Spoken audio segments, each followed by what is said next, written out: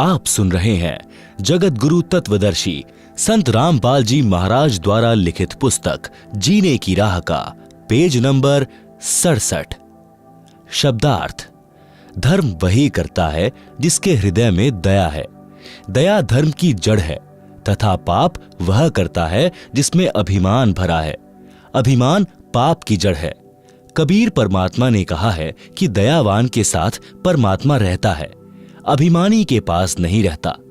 भक्त राम भक्त की पुत्रवधू जिस भक्तमती के पास बैठी थी वह बोली कि बहन आप भी कुछ सेवा कर लो।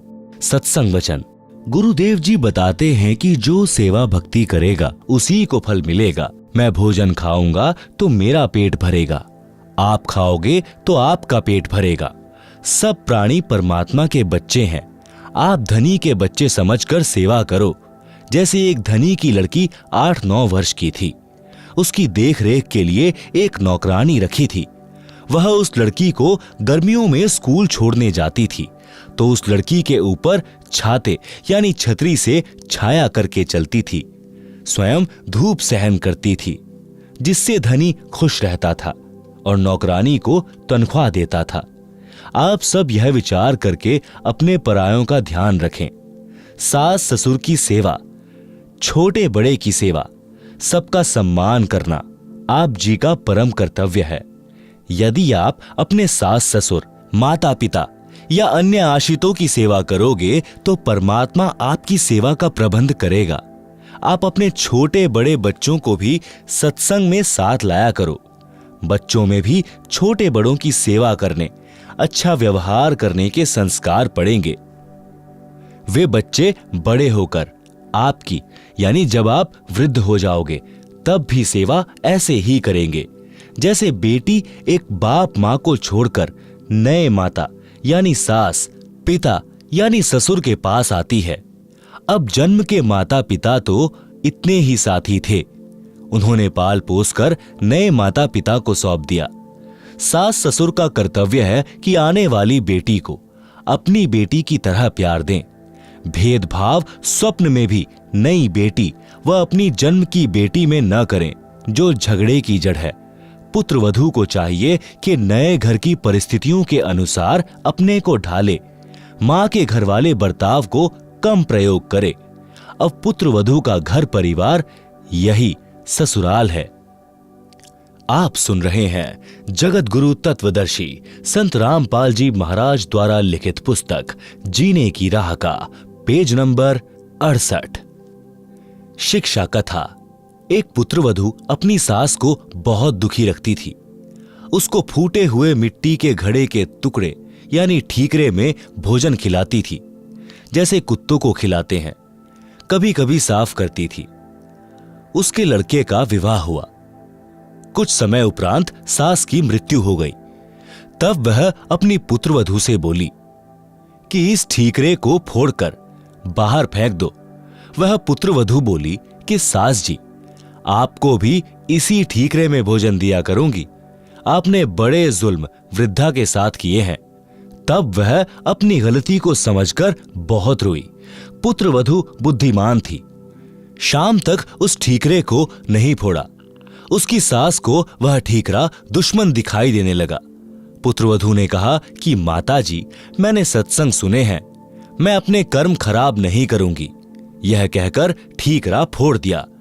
पाप कर्म के कारण सास को कैंसर का रोग हो गया। सारा दिन चिल्लाए, पुत्रवधू उसकी सेवा करे, कोई कसर नहीं छोड़ती थी, परंतु कहती थी कि सासू मां, सेवा तो मैं दिलो जान से करूंगी, परंतु तेरे पाप को मैं नहीं बांट पाऊंगी। यह कष्ट तो आपको ही भोगना पड़ेगा। यदि सत्संग सुने होते तो यह दिन नहीं देखने पड़ते।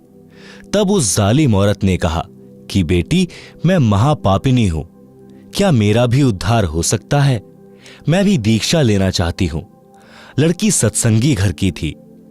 उसको पता था कि दीक्षा लेकर भक्ति करने से पाप कर्म नष्ट होते हैं। जिनके अधिक पाप हैं, भक्ति करने से लाभ ही होगा। पाप कम ही होंगे तथा भविष्य में मानव जन्म भी मिल जाता है, यदि मर्यादा में रहकर अंतिम श्वास तक साधना करता रहे।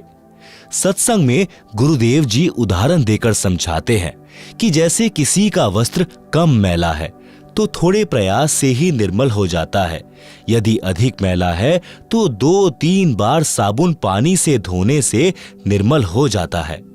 जिसमें अधिक मैला कर रखा है तथा अन्य दाग भी लगाए हैं तो ड्राई क्लीन से साफ हो जाता है।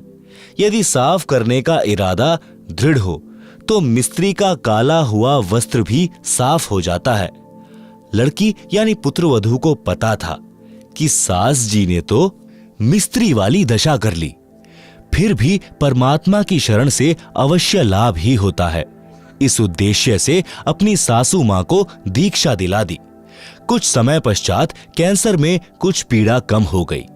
सत्संग सुनकर उसे रोना आया कि माता पिता की बहू बेटों से क्या आकांक्षा होती है। मुझ पापिन ने अपनी सासू जी के साथ क्या बर्ताव किया।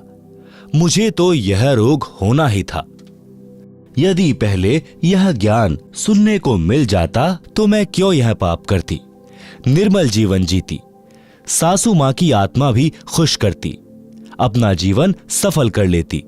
उपरोक्त वचन सुनकर राम भक्त जी की पुत्रवधू उस अपनी सहेली यानी पुरानी भक्तमती से लिपटकर फूट फूट कर रोने लगी। आधा घंटे तो अपने को रोक नहीं सकी।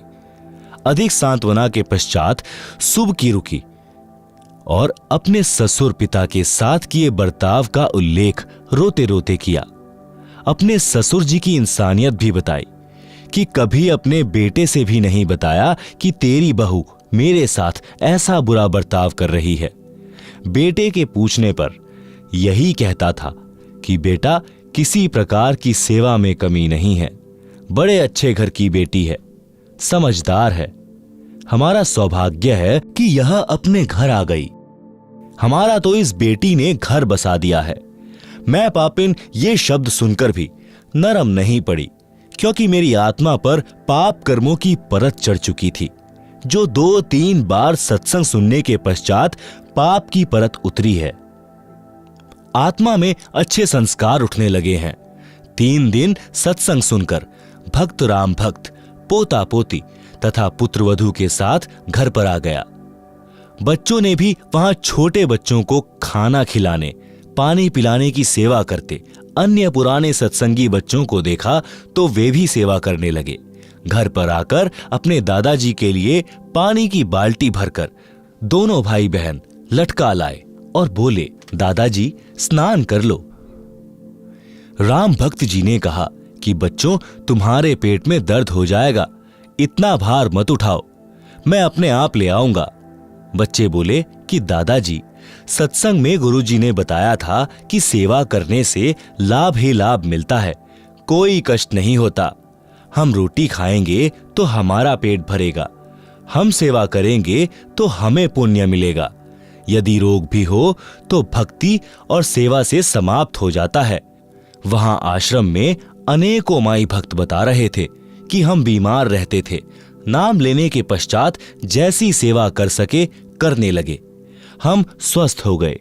डॉक्टरों ने जवाब दे दिया था, देखो हमारी दवाइयों की पर्चियां, 4 वर्ष से उपचार चल रहा था, अब कोई दवाई नहीं खाते। ऋग्वेद मंडल 10 सूक्त 161 मंत्र 2 में भी यही प्रमाण है कि यदि रोगी मृत्यु के निकट पहुंच गया है, यानी उसको असाध्य रोग भी हो गया हो, यदि वह भक्ति पर लग जाए तो परमात्मा उसको मृत्यु के मुख से निकाल कर ले आए, उसे स्वस्थ करके 100% यानी पूरी आयु जीवन दे देता है। आप सुन रहे हैं जगत गुरु तत्वदर्शी संत रामपाल जी महाराज द्वारा लिखी पुस्तक जीने की राह का पेज नंबर 69। इतनी देर में पुत्रवधू आई और कहा, पिताजी स्नान कर लो, धोती यहीं छोड़ देना, मैं आप साफ कर लूंगी। राम भक्त जी ने कहा कि बेटी आपको घर का बहुत कार्य करना होता है, खाना बनाना, पानी लाना, पशु संभालना है, मैं आप धो लूंगा। मेरी टांग भी अब ठीक हो गई है, बस थोड़ा सा लंग रहता है। राम भक्त स्नान करके धोती बदलकर धोती धोने लगा। उसी समय बच्चों ने आकर धोती छीन ली और लेकर अंदर भाग गए और अपनी माताजी को दे दी। फिर कुर्ता भी ले गए, दूसरा कुर्ता लाकर दे दिया। लड़का खेत से पशुओं का चारा लेकर आया और पहले की तरह पिता को देखा और बिना बोले आगे घर में चला गया। उसने देखा कि पत्नी निर्मला हलवा बना रही थी। उसने सोचा कोई त्योहार होगा, फिर सब्जी रोटी बनाई। सर्वप्रथम गुरु भगवान को 2 कटोरियों में भोग लगाया तथा फिर एक थाल में रोटी, कटोरियों में हलवा तथा सब्जी डालकर अपने ससुर जी के पास लेकर गई और बोली, पिताजी भोजन खा लो, भूख लगी होगी, दूर से आए हैं। राम भक्त बोला, बेटी मेरे को यह हजम नहीं होता, सूखी रोटियां ला दे, मैं बीमार हो जाऊंगा। राम भक्त जी ने सोचा था कि भावना में बहकर बेटी आज तो सब सेवा कर देगी, परंतु लड़का इसको धमकाएगा क्योंकि उसको सत्संग का ज्ञान नहीं है, कहीं घर में झगड़ा ना हो जाए। इतने में लड़का भी आ गया। अपनी पत्नी को बोला, पिताजी ठीक कह रहे हैं, ले चल अंदर।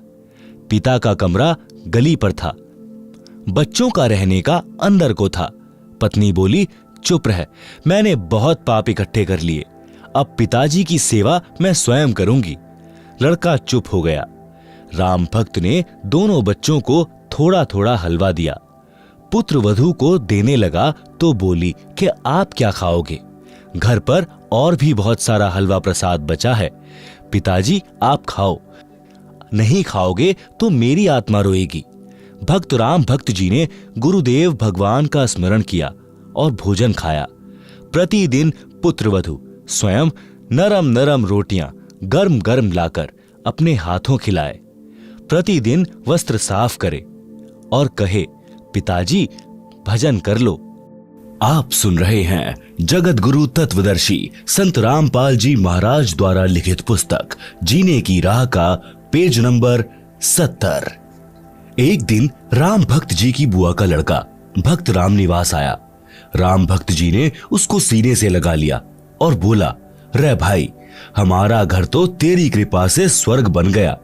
भक्त राम विलास बोला कि मामा के बेटे राम निवास से कुछ ना हुआ, गुरु जी की शब्द शक्ति का करिश्मा है। आप और मैं तो पहले इकट्ठे ना बत्ती डंडा खेला करते, मेरे करने से होता तो पहले ही हो जाता।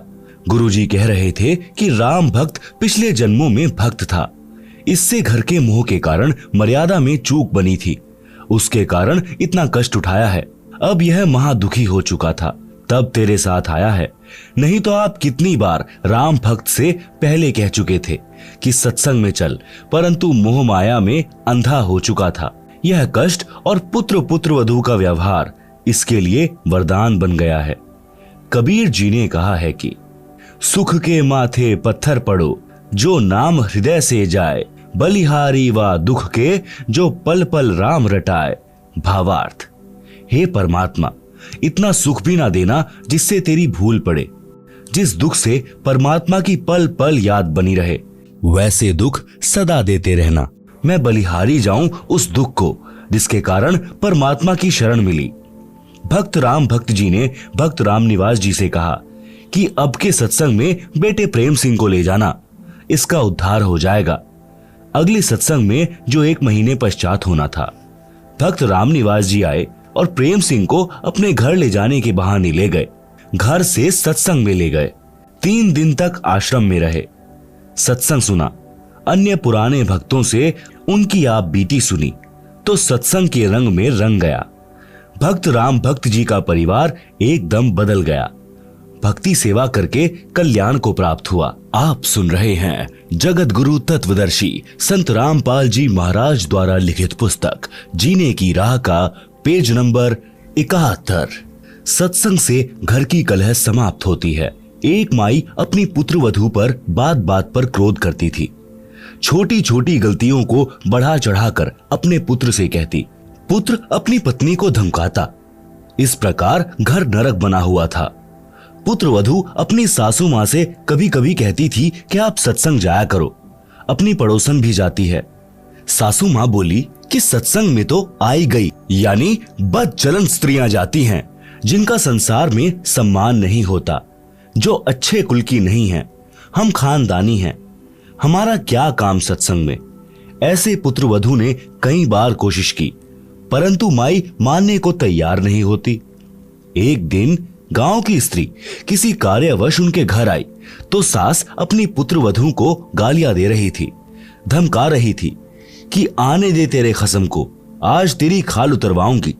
बात क्या थी कि गिलास में चाय रखी थी, जो सास के लिए डालकर पुत्रवधू बच्चे को लेने अंदर चली गई थी, जो सोया था, जागने पर रो रहा था। उस बच्चे को उठाकर लाने में 1 मिनट भी नहीं लगी थी कि इसी बीच में कुत्ता आया और चाय के गिलास में जीभ मारने लगा। गिलास गिर गया, चाय पृथ्वी पर बिखर गई। सासू माँ आंगन में उस गिलास से मात्र 20 फुट की दूरी पर चारपाई पर बैठी थी। हट्टी कट्टी थी, खेतों में सैर करके आती थी, परंतु काम के हाथ नहीं लगाती थी। इसी बात पर कलह कर रही थी। गांव के दूसरे मोहल्ले से आई माई सत्संग में जाती थी। सब बात सुनकर उसने भतेरी, यानी उस सास का नाम भतेरी था, से कहा कि आप सत्संग चला करो। उसका वही उत्तर था। उस सत्संग वाली भक्तमती ने बहुत देर सत्संग में सुनी बातें बताई, परंतु भतेरी मानने को तैयार नहीं थी। भतेरी की दूसरी बहन उसी मोहल्ले में विवाह रखी थी, जिस पान्ने की वह सत्संग वाली माई जानकी थी। भतेरी की बहन का नाम दया कौर था। जानकी ने जाकर दया कौर से बताया कि तेरी बहन भतेरी ने तो घर का नरक बना रखा है, बिना बात की लड़ाई करती है। मैं कल किसी कामवश गई थी, एक चाय का गिलास कुत्ते ने गिरा दिया, उसी का महाभारत बना रखा था। दया कौर भी जानकी के कहने से सत्संग सुनने गई थी और दीक्षा ले ली थी। जानकी ने कहा कि उसको जैसे तैसे एक बार सत्संग में ले चल। जब तक संतों के विचार सुनने को नहीं मिलते तो व्यक्ति व्यर्थ की टेंशन यानी चिंता स्वयं रखता है तथा घर के सदस्यों को भी चिंता में रखता है। दया कौर अगले दिन अपनी बहन के घर गई। किसी बहाने भतेरी को अपने घर ले गई। वहां से कोई अन्य औरतें सत्संग में जाने के लिए जानकी के घर के आगे खड़ी थी। वे दया कौर को सत्संग में चलने के लिए कहने उसके घर गई। वहां उसकी बहन भतेरी को देखकर उसे भी कह सुनकर साथ ले गई। भतेरी ने जीवन में प्रथम बार सत्संग सुना। आश्रम में कैसे स्त्री पुरुष रहते हैं, सब आंखों देखा तो अच्छा लगा। जैसा अनाप शनाप सुना करती थी वैसा आश्रम में कहीं देखने को नहीं मिला। सत्संग में बताया गया कि कई व्यक्ति अपनी बहन, बेटियों, बहुओं तथा अन्य स्त्रियों को सत्संग नहीं भेजते और न स्वयं जाते हैं। वे कहते हैं कि हमारे सत्संग में जाने से घर की इज्जत का नाश हो जाएगा, हमारी बहू बेटियां बदनाम हो जाएंगी। उनको विचार करना चाहिए कि सत्संग में न आने से परमात्मा के विधान का ज्ञान नहीं होता कि भक्ति न करने वाले स्त्री पुरुष अगले जीवन में महान कष्ट भोगते हैं। आप सुन रहे हैं जगत गुरु तत्वदर्शी संत रामपाल जी महाराज द्वारा लिखित पुस्तक जीने की राह का पेज नंबर 72। सूक्ष्म वेद में बताया है कि जो मनुष्य शरीर प्राप्त करके भक्ति नहीं करते उनको क्या हानि होती है। कबीर जी कहते हैं, हरि के नाम बिना नारी कुतिया होए, गली गली भौकत फिरे टूक न डाले कोय। संत गरीबदास जी की वाणी से बीबी पर्दे रहे थी, ड्योडी लगती बाहर, अब गात उघाड़े फिरती है बन कुतिया बाजार। वे पर्दे की सुंदरी सुनो संदेशा मोर, गात उघाड़े फिरती है करे सरायों शोर।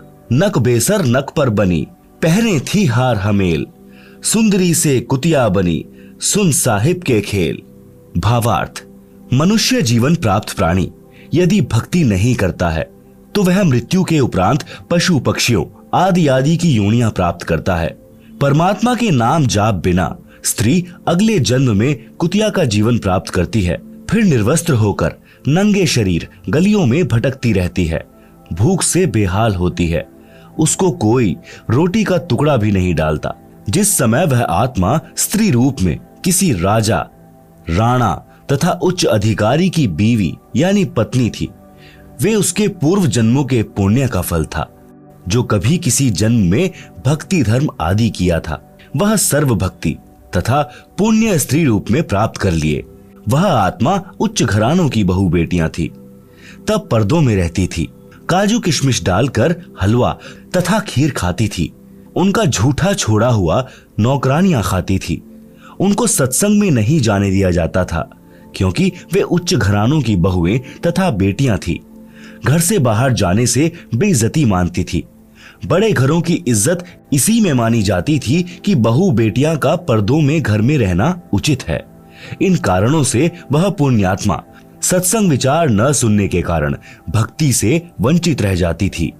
उस मानव शरीर में वह स्त्री गले में 9-9 लाख रुपए के हमेल हार पहनती थी, नाक में सोने की नाथ पहनती थी। उसी हार श्रृंगार में अपना जीवन धन्य मानती थी।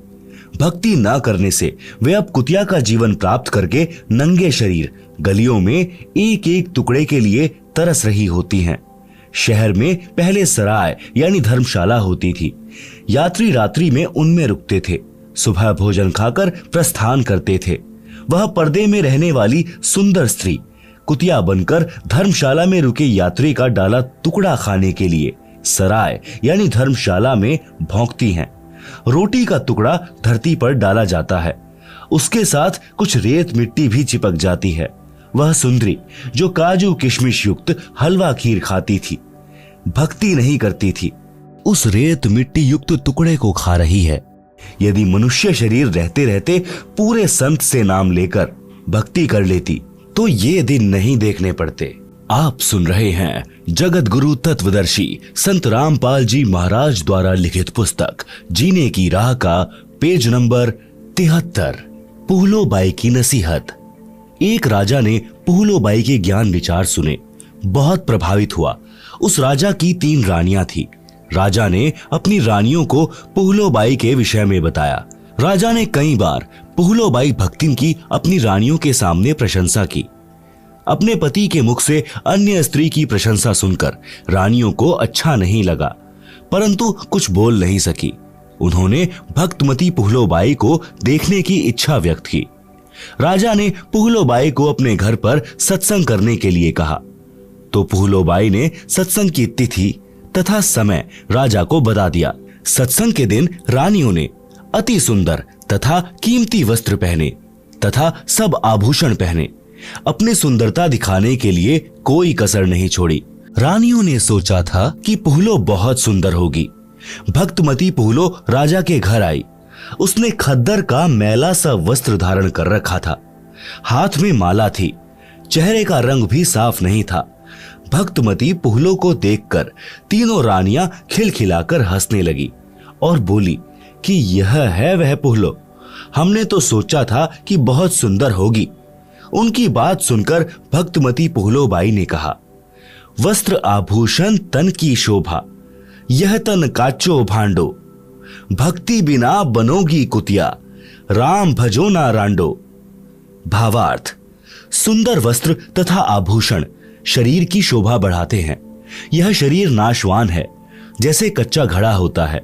यह शरीर क्षणभंगुर है, न जाने किस कारण से, किस आयु में और कब नष्ट हो जाए। यदि भक्ति नहीं की तो अगले जन्म में कुतिया का जन्म पाओगी, फिर निर्वस्त्र भटकती फिरोगी। इसलिए कहा है रांडो, अर्थात स्त्रियों भक्ति करो। रांड शब्द विधवा के लिए प्रयोग होता है, परंतु सामान्य रीति में स्त्रियां अपनी प्रिय सखियों को प्यार से संबोधित करने में प्यारी गाली के साथ प्रयोग किया करती। अब शिक्षित होने पर यह शब्द प्रयोग नहीं होता। भक्तमती पुहलोबाई ने सत्संग सुनाया। कबीर परमेश्वर जी की साखियां सुनाई। कबीर, हरि के नाम बिना नारी कुतिया होए, गली गली भौंकत फिरे, टूक न डाले कोय। कबीर, राम रटत कोढ़ी भलो, चूचू पड़े जो चाम, सुंदर देही किस काम की, जामुख नाही नाम। कबीर, नहीं भरोसा देही का, विनश जाए छिन माही, श्वास श्वास में नाम जपो और यत्न कुछ नाही। कबीर, श्वास श्वास में नाम जपो, व्यर्था श्वास मत खो, ना जाने इस श्वास का, आवन हो के ना होए। गरीब, सर्व सोने की लंका थी, रावण से रणधीरम, एक पलक में राज्य गया, जम के पड़े जंजीरम। गरीब, मर्द गर्द में मिल गए, रावण से रणधीरम, कंस केसी चाणूर से हिरणाकुश बलबीरम। गरीब तेरी क्या बुनियाद है, जीव जन्म धरि लेत। दास गरीब हरि नाम बिन, खाली रह जा खेत। आप सुन रहे हैं जगत गुरु तत्वदर्शी संत रामपाल जी महाराज द्वारा लिखित पुस्तक जीने की राह का पेज नंबर 74। शब्दार्थ। कबीर परमेश्वर जी ने अध्यात्म का विधान बताया है। कहा है कि जो स्त्री भक्ति नहीं करती वह अगले जन्म में कुतिया का जीवन प्राप्त करके गली गली भौंकती फिरती है। कोई उसको भोजन का ग्रास भी नहीं डालता। मानव जीवन में सब भोजन समय पर मिल रहा था। भक्ति न करने से यह दशा होगी। परमात्मा की भक्ति कुष्ठ रोगी यानी जिसके शरीर की खाल भी कट कट कर गिर रही है, उससे रक्त निकल कर गिर रहा है, भी करता है तो बहुत अच्छा है। भक्ति करने से उसका कुष्ठ रोग भी ठीक हो जाएगा, भविष्य भी उज्जवल होगा। जो भक्ति नहीं करता वह चाहे सुंदर शरीर वाला भी क्यों ना हो, उसका सुंदर स्वस्थ शरीर किसी काम का नहीं है। इस मानव शरीर का कोई विश्वास नहीं है कि यह कब तथा किस कारण से नष्ट हो जाए। इसे बचाकर नहीं रखा जा सकता। इसका एक उपाय है, भक्ति करो। इतना स्मरण करो कि एक श्वास भी नाम के जाप बिना खाली ना जाए। श्वास छोड़ते समय तथा लेते समय प्रत्येक श्वास में नाम जपो। श्वास को नाम के जाप बिना व्यर्थ न हो। इस श्वास को ज्ञान नहीं है, यह अंदर गया है तो बाहर आएगा कि नहीं आएगा। इसलिए गफलत ना करके भक्ति में लग जाओ। यदि आपके पास धन है और सुविधाएं भी हैं, इनके कारण भक्ति करना न भूलना। श्रीलंका के राजा रावण के पास अत्यधिक धन था। उसने स्वर्ण के मकान बना रखे थे और स्वयं भी योद्धा था। परंतु श्री रामचंद्र के साथ युद्ध हुआ, मारा भी गया और स्वर्ण भी लूट लिया गया, राज्य भी गया। यह सब एक पलक में हो गया, यानी राम जी के तीर से मारा गया। कुछ ही समय में सब कुछ नष्ट हो गया तथा यम के दूत यानी मृत्यु देवता के नौकर उस रावण को जंजीरों में बांध कर ले गए, नरक में डाला गया। रावण जैसे मर्दाने यानी शूरवीर मिट्टी में मिल गए तथा मथुरा का राजा कंस, उसका प्रसिद्ध पहलवान चाणूर, कंस का नौकर केशी रूपधारी राक्षस तथा हिरण्यकशिपु जैसे बलवान भी भक्ति बिना जीवन व्यर्थ कर गए हैं। हे सामान्य प्राणी, तेरी क्या बुनियाद है, यानी तू किस आधार से बचेगा। तू कर्मों के अनुसार भिन्न भिन्न जीवों के शरीर धारण कर लेता है। संत गरीब दास जी ने परमेश्वर कबीर जी के बताए ज्ञान से कहा है कि भक्ति न करने से तेरे को ऐसी हानि होगी जैसे किसान खेत में बीज न बोने से भूखा मरता है, उसे कोई लाभ नहीं होता। भक्तिन पुहलों ने इस संसार की वास्तविकता बताई तथा भक्ति बिना होने वाले कष्ट बताए। छोटे से राज्य के टुकड़े को प्राप्त करके आप इतना गर्व कर रहे हो, यह व्यर्थ है। लंका के राजा रावण ने सोने के मकान बना रखे थे। सत्य भक्ति न करने से राज्य भी गया, स्वर्ण भी यहीं रह गया, नरक का भागी बना। राजा रानियों ने उपदेश लेकर भक्ति की तथा जीवन धन्य बनाया।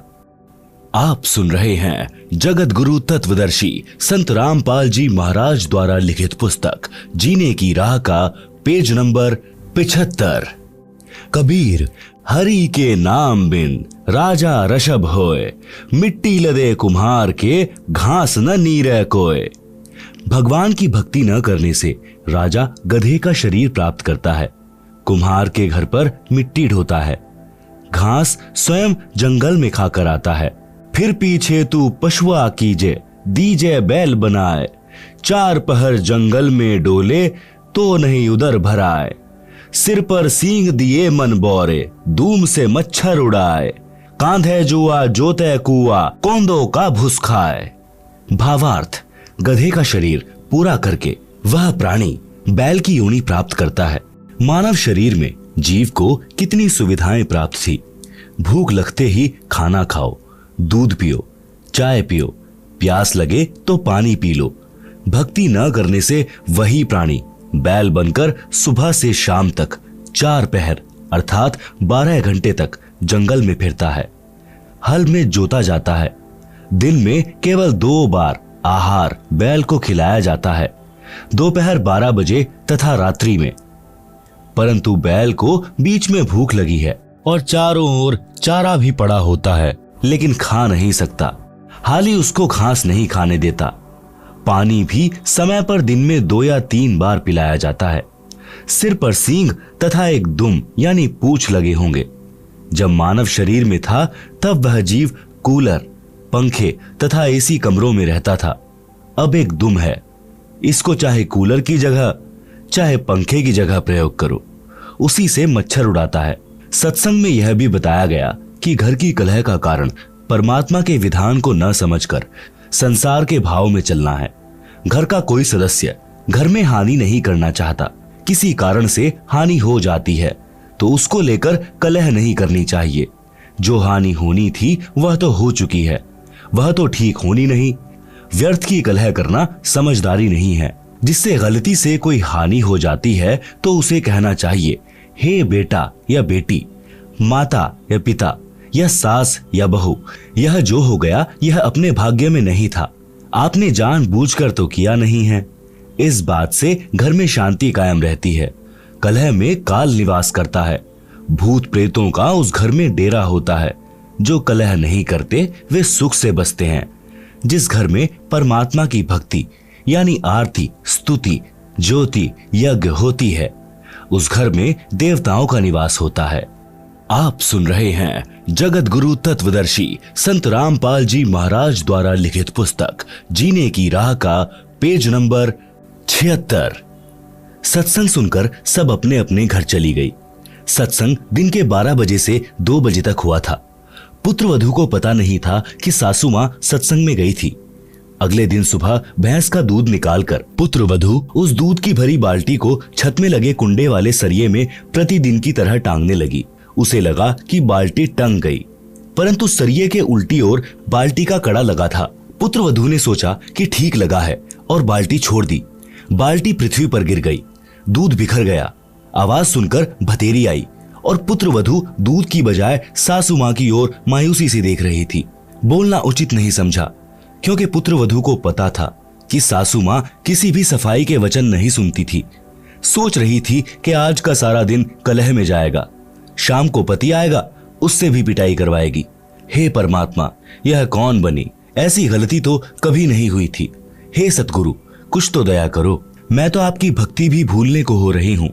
मुझे तो सारा दिन सासू माँ के श्लोक याद रहते हैं। भतेरी बोली, बेटी, जो होना था वह हो गया। आज हमारे भाग्य में दूध है नहीं, चिंता ना कर। इस दूध को ऊपर से हाथों से बाल्टी में डालकर भैंस को पिला दे।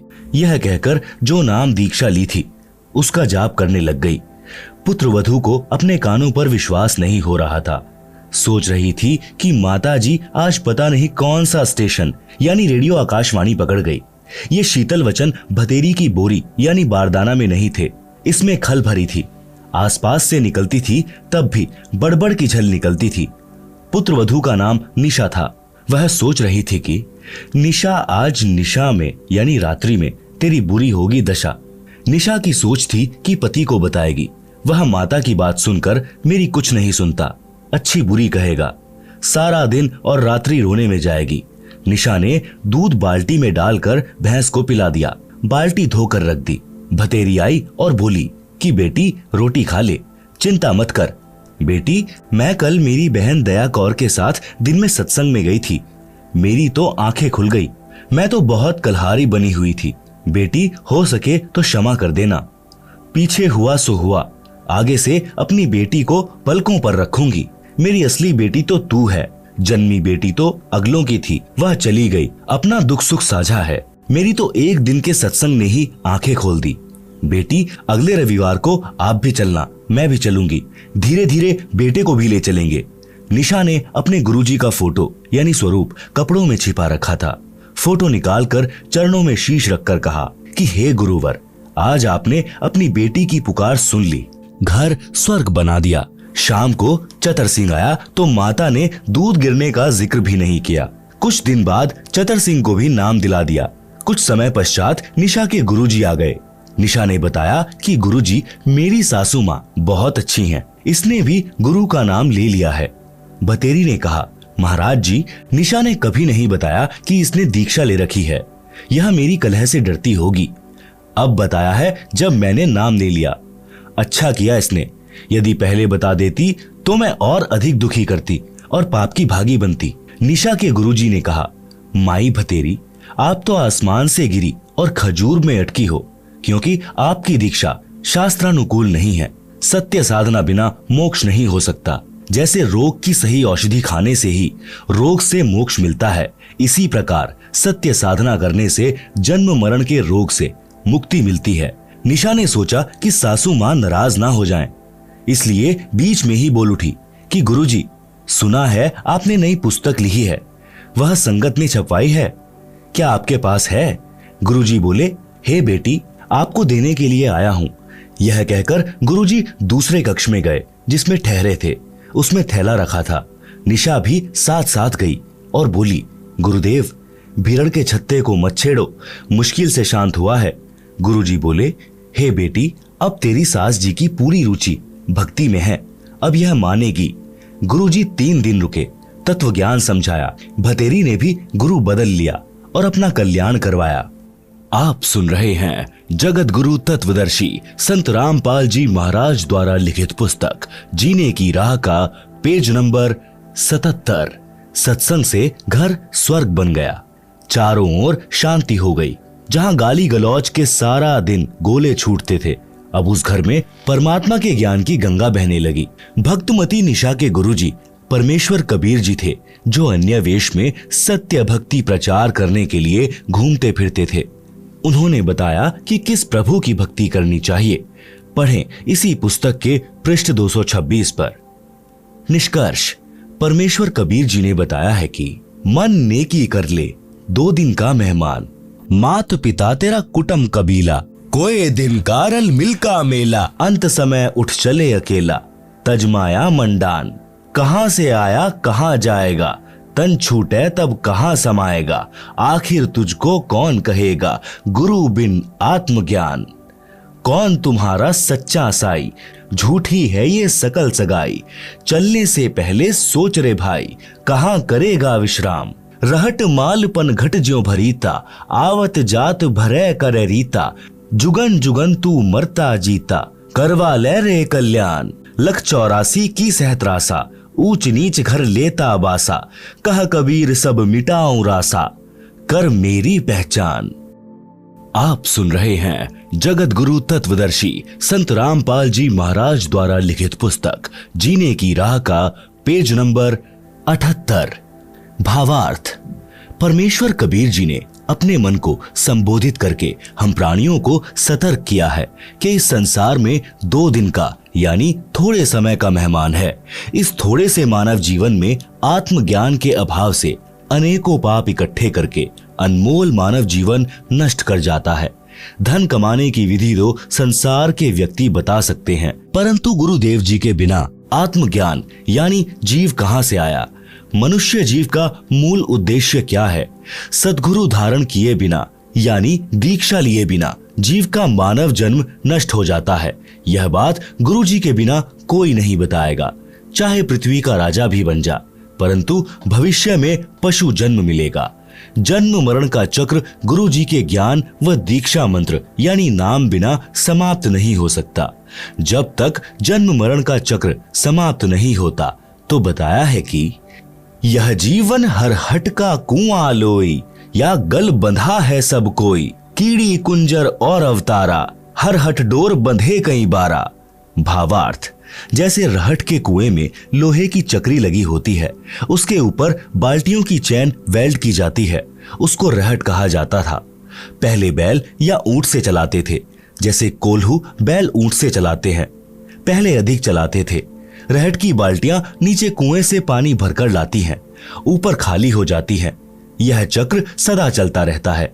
इसी प्रकार पृथ्वी रूपी कुएं से पाप तथा पुण्यों की बाल्टी भरी, ऊपर स्वर्ग नरक में खाली की।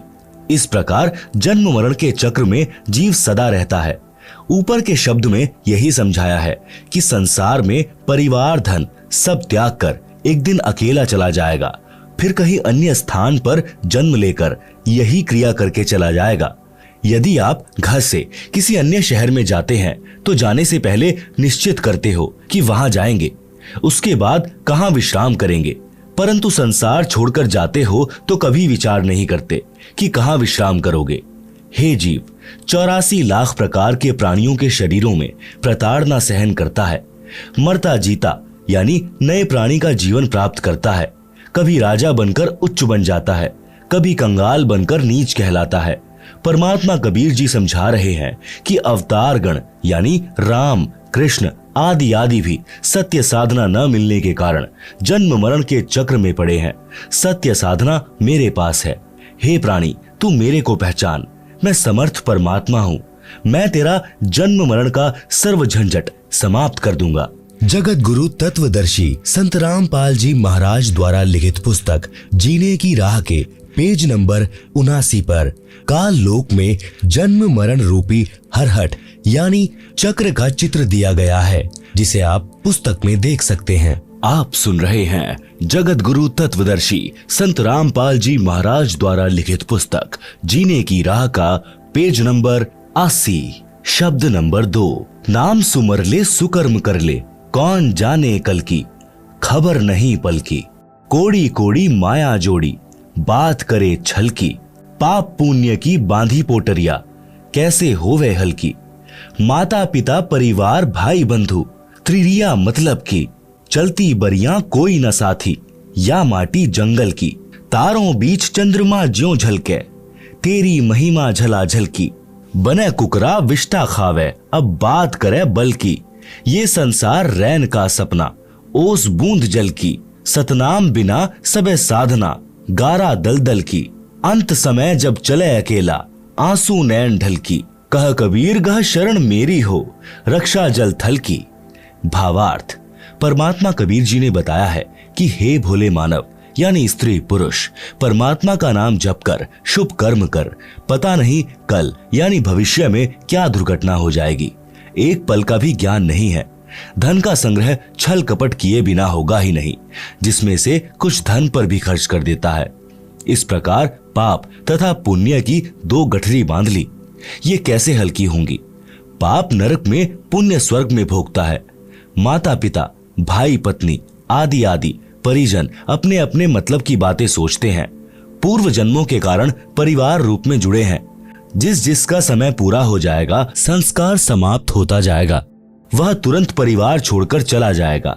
जैसे रेल में डिब्बा भरा होता है, जिस जिसने जहां जहां की टिकट ले रखी है वहां वहां उतरकर चले जाते हैं। यह परिवार रेल के डिब्बे की तरह है। मृत्यु के उपरांत यह शरीर मिट्टी हो जाता है। उस समय तेरा कोई परिवार का सदस्य साथी नहीं होगा। एक व्यक्ति अपनी पत्नी से बहुत प्रेम करता था। वृद्ध हुआ तो उसकी मृत्यु निकट थी। उसने अपनी पत्नी से कहा कि आप मेरे साथ चलोगी। वह तुरंत मना कर गई कि ना, मैं ना मरूं तेरे साथ, तेरे ते 3 साल छोटी सूं। वृद्ध को उस दिन सदमा हो गया। उसने उससे बात करना भी बंद कर दिया। निकट आए तो मुंह मोड़ ले, बोले कुछ नहीं। 60 वर्ष के साथ में उस वृद्ध को पहली बार एहसास हुआ कि कोई किसी का नहीं है। यदि उस वृद्धा को समझ होती और वास्तविक प्रेम होता तो कहती कि मुझे भी साथ ले चलना। वृद्ध ने क्या साथ ले जाना था, उसका मन खुश हो जाता, आसानी से मर जाता।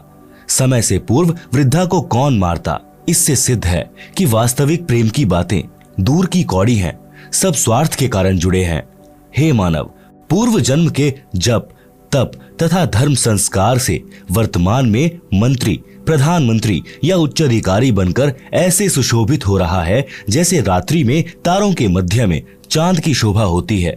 यदि सत्संग विचार नहीं सुने तो आत्मज्ञान के बिना, परमात्मा की भक्ति न करके भविष्य के जन्म में कुत्ता बनकर बिष्ठा यानी गोबर टट्टी खाएगा। अब तू अपने बल यानी शारीरिक शक्ति, पद की ताकत की बातें करता है, फिर पशु बनकर महान कष्ट उठाएगा। आप सुन रहे हैं जगत गुरु तत्वदर्शी संत रामपाल जी महाराज द्वारा लिखित पुस्तक जीने की राह का पेज नंबर 81। नर से फिर पशुआ कीजे, गधा बैल बनाई। 56 भोग कहाँ मन बोरे, कुरड़ी चरने जाई। शब्दार्थ, जो मनुष्य यानी स्त्री पुरुष सत्य भक्ति शास्त्र अनुसार गुरु से दीक्षा लेकर नहीं करता, वह मृत्यु के पश्चात पशु जीवन प्राप्त करता है। वह गधे या बैल के शरीर प्राप्त करता है। मानव शरीर में स्वादिष्ट भोजन खाता था। गधा बनने के पश्चात अच्छा खाना नहीं मिलता। गधे का शरीर धारण करके जंगल में कूड़े के ढेर से गंदा भोजन व घास खाता है। इसलिए भक्ति करो। हे मानव, संसार में तेरा जीवन ऐसे है जैसे सुबह ओस के जल की बूंदें घास पर चमक रही होती हैं, जो कुछ समय में समाप्त हो जाती हैं। इसलिए पूर्ण सद्गुरु से सतनाम यानी सच्चे नाम जाप मंत्र लेकर भक्ति करके जीव का कल्याण करा ले। सच्चे शास्त्रानुकूल भक्ति मंत्र के अतिरिक्त सब शास्त्र विरुद्ध साधना तो दलदल की गारा के समान है, निकालने की बजाय दुगना फंसाती है। वह साधना परमेश्वर कबीर जी के पास थी तथा कुछ संतों को भी परमेश्वर कबीर जी ने बताई थी, परंतु उनको अन्य को बताने को मना किया था। वर्तमान में यानी सन 1997 से मुझ दास यानी रामपाल के पास है। मेरे अतिरिक्त वर्तमान में किसी भी संत व गुरु के पास शास्त्र प्रमाणित भक्ति मंत्र नहीं है। आओ दीक्षा लो और अपना तथा अपने परिवार का जीवन सफल बनाओ। यदि आप जी ने मेरे यानी रामपाल के अतिरिक्त किसी अन्य पंथ के संत या गुरु से दीक्षा ले ली तो वही बात होगी कि आसमान से गिरे और खजूर में अटके। घर के रहोगे ना घाट के। मैं यानी लेखक पहले गांव गांव में सत्संग करता था। मेरा सत्संग सुनते जो आत्मा को हिलाकर रख देता है। मेरे से नाम दीक्षा नहीं लेते, अन्य संतों से दीक्षा लेते थे। वहां से कोई लाभ नहीं हुआ। कई वर्ष भटककर मेरे से दीक्षा ली तो सुखी हुए। उपरोक्त सत्संग वचनों से निष्कर्ष निकलता है कि यदि सत्संग के विचार सुनने को मिल जाएं, तो घर स्वर्ग बन जाता है। उसके बिना नरक सा जीवन जीना पड़ता है। इस प्रकार विश्व उद्धार संभव है। सब प्रेम प्यार से जीवन यापन करके मोक्ष प्राप्त कर सकते हैं। यह अति अनिवार्य है। वर्तमान की कुछ सत्य कथाएं। भक्त सुरेश दास के उजड़े परिवार को बसाया। डीगल गांव भक्त का नाम सुरेश अहलावत तथा भक्तमती का नाम यशवंती। डीगल गांव गवाह है कि भक्त सुरेश शराब, सुल्फा, तंबाकू का घड़ा आदि था। घर की थौर बटोर कर रखा था। बहन यशवंती यानी सुरेश की पत्नी असाध्य रोग से पीड़ित थी। 2 लड़के छोटी आयु के थे जो पिता को घर पर आते देख छुप जाते थे। घर में झगड़ा रहता था। बहन यशवंती का एक भाई हरियाणा पुलिस में डीएसपी था, जो अब सेवानिवृत्त हो चुका है। नाम है भक्त राजेंद्र सिंह राठी, गांव भापड़ोदा। उसने अपनी बहन के उपचार में कोई कसर नहीं छोड़ी थी, परंतु व्यर्थ रही। आप सुन रहे हैं जगत गुरु तत्वदर्शी संत रामपाल जी महाराज द्वारा लिखित पुस्तक जीने की राह का पेज नंबर 82। मेरा एक भक्त जो हरियाणा पुलिस में नौकरी कर रहा है, वह आर्य समाज के महान प्रचारक श्री जौहरी सिंह जी का बेटा है। गांव जसराना, जिला सोनीपत। इसके साथ मेरा छोटा भाई महेंद्र सिंह भी हरियाणा पुलिस में नौकरी करता था, जिसको सन 2016 में रिटायर होना था, परंतु परमार्थी मिशन के उद्देश्यों को समझकर सन 2005 में रिटायरमेंट लेकर मेरे साथ हाथ बटा रहा है। मेरा भाई एसपी रोहतक का ड्राइवर था। भक्त जयबीर मलिक डीएसपी जज्जर का ड्राइवर था। दोनों जब मिलते थे तो मेरा भाई उससे इस ज्ञान की चर्चा करता था। पहले तो आर्य समाजी होने के कारण भक्त जयबीर जी बहुत दुखी हुए, अपने आचार्यों से मिले, परंतु अंत में सत्य को आंखों देखकर मान लिया कि सच्चाई यही है। उसने सन 1994 में मेरे से दीक्षा ले ली। सन 1995, 1996 तक भक्त राजेंद्र सिंह राठी जज्जर में कार्यरत थे तथा जयबीर जी उनके ड्राइवर थे। भक्त राजेंद्र जी का एक भाई पुलिस में नौकरी करता था। बहन यशवंती वाली बीमारी उसको भी थी, जिस कारण से सन 1995 में उसकी मृत्यु हो गई। ड्राइवर के नाते भक्त जयवीर जी भी डीएसपी के साथ उनके घर गए। सब हालात का ज्ञान हुआ।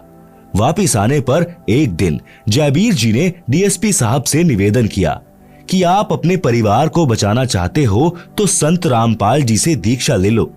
पहले तो नहीं माना, परंतु ट्रायल करने के लिए अपनी बहन यशवंती को अपने छोटे भाई सुखबीर के साथ दीक्षा दिलाने भेजा।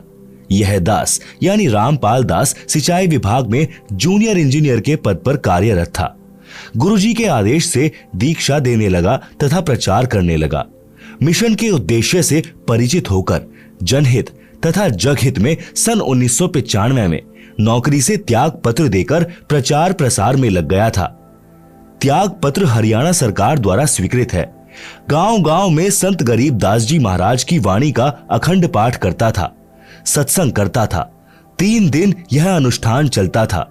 ज्ञान समझाकर बुराई छुड़वाकर दीक्षा देता था, जिस कारण उपदेशी को आश्चर्यजनक लाभ होता था। इसी क्रम में एक दिन सन 1996 में गांव पंजाब खोड़ यानी दिल्ली में भक्त जगदीश जी के घर पर पाठ चल रहा था। भक्त जगदीश भी प्रथम श्रेणी का शराबी, उत्पाती यानी शराब पीकर था तथा डीटीसी दिल्ली में नौकरी करता है। उसकी पत्नी की लाइलाज बीमारी भी मुझ दास से दीक्षा लेने के पश्चात ठीक हो गई थी।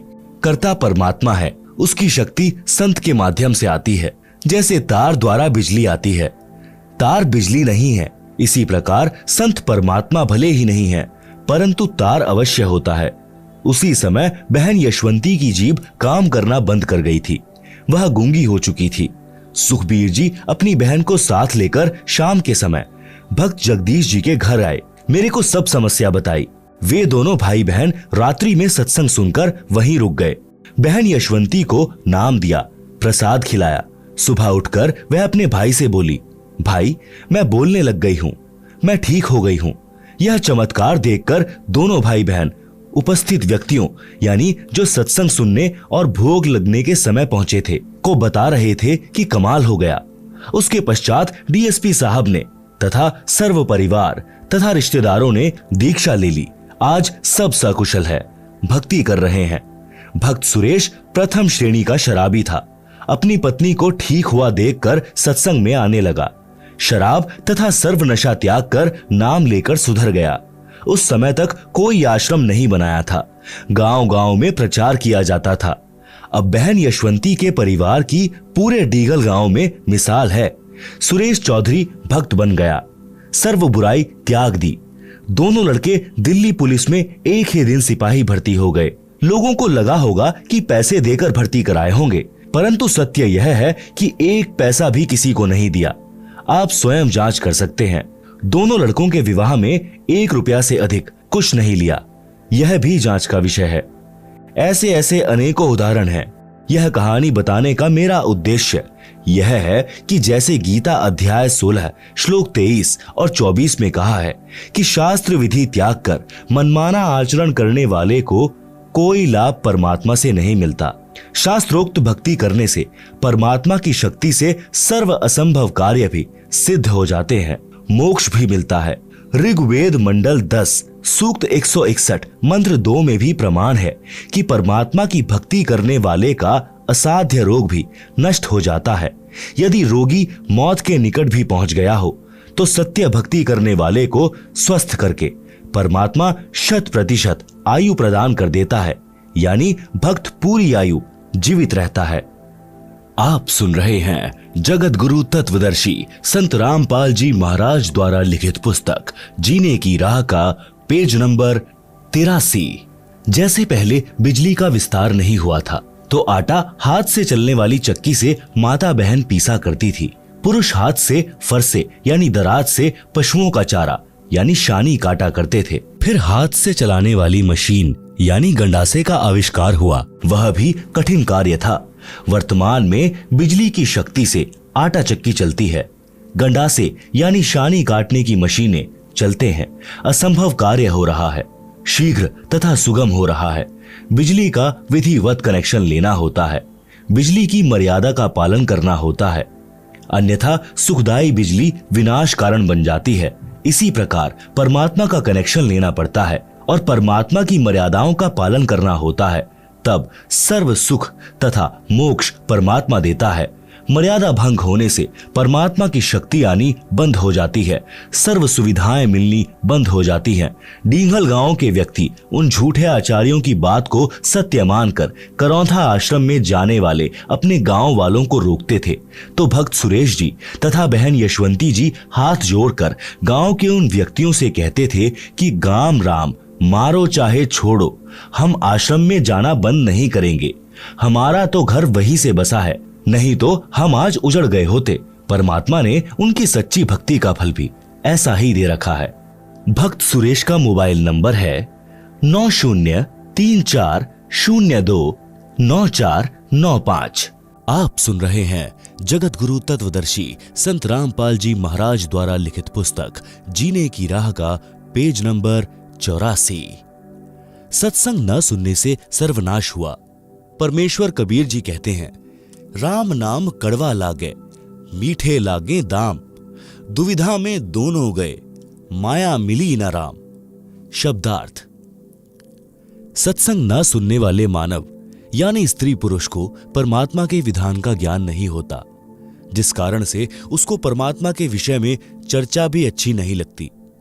धन संग्रह करना अच्छा लगता है, जिस कारण से उसको दोनों से हाथ धोने पड़ते हैं, यानी उसे न तो परमात्मा मिलता है और मृत्यु के पश्चात धन भी यही रह गया, उसके दोनों ही हाथ से निकल गए। पंजाब प्रांत में मेरे यानी रामपाल दास के पूज्य गुरुदेव जी का आश्रम तलवंडी भाई की नामक कस्बे में है। उनके सतलोक चले जाने के पश्चात उनका दास यानी रामपाल दास महीने के दूसरे रविवार को सत्संग करने जाता था। मेरे गुरुदेव जी के कुछ शिष्य तलवंडी भाई की कस्बे के सेठ भी हैं। उनका रिश्तेदार शुक्रवार को एक वृद्धा की मौत पर शोक व्यक्त करने सपरिवार आया था। वह शनिवार 2 बजे बाद दोपहर को अपने घर चंडीगढ़ जाने लगा, तो सत्संगी रिश्तेदारों ने उनसे कहा कि आज और रुक जाओ, कल सुबह 8 से 10 बजे सत्संग होगा, आप सत्संग सुनकर प्रसाद लेकर जाना। रिश्तेदार ने कहा कि कल रविवार को एक पार्टी आएगी, 2 बजे उससे मेरा अनुबंध होना है, जिसमें मुझे 5 लाख का लाभ होगा। यह घटना सन 1998 की है। सत्संगियों ने आग्रह किया कि आप रविवार को 11 बजे सुबह चलोगे तो भी आप समय पर पहुंच सकते हो। फोन करके उन्हें सूचित कर देंगे कि वे कुछ देर से आ जाएंगे। परंतु वह नहीं माना। उसके परिवार में कुल 4 सदस्य थे, पत्नी तथा बेटा बेटी। चारों अपनी मारुति कार में सवार होकर चंडीगढ़ के लिए शनिवार को रवाना हो गए। चंडीगढ़ से कुछ पहले अंबाला शहर के पास एक बजरी का भरा ट्रक खराब हालत में खड़ा था। उसके पिछले पहिए निकाल रखे थे, जैक लगा रखा था। माया के लोभी को केवल 5 लाख का लाभ ही नजर आ रहा था। कार पूरी गति से चला रहा था। कार उस बजरी के भरे ट्रक के नीचे घुस गई। जैक हट गया, पूरा परिवार कुचला गया। बड़े दुख के साथ कहना पड़ रहा है कि यदि सत्संग सुनने के लिए रुक जाता तो यह नाश नहीं होता। माया के बिना तो काम चल जाता, परंतु काया के बिना नहीं चलता, क्योंकि शरीर है तो परमात्मा की भक्ति करके आत्म कल्याण कराया जा सकता है। परमेश्वर कबीर जी ने सतर्क किया है कि राम नाम कड़वा लगे, मीठे लागे दाम, दुविधा में दोनों गए, माया मिली न राम। शब्दार्थ। सत्संग न सुनने वाले मानव यानी स्त्री पुरुष को परमात्मा के विधान का ज्ञान नहीं होता, जिस कारण से उसको परमात्मा के विषय में चर्चा भी अच्छी नहीं लगती। धन संग्रह करना अच्छा लगता है, जिस कारण से उसको दोनों से हाथ धोने पड़ते हैं, यानी उसे न तो परमात्मा मिलता है और मृत्यु के पश्चात धन भी यहीं रह गया, उसके दोनों ही हाथ से निकल गए। इसलिए हे भाई बहनों, सत्संग की ओर रुचि करो, आत्म कल्याण कराओ और जीवन की राह को आसान बनाओ।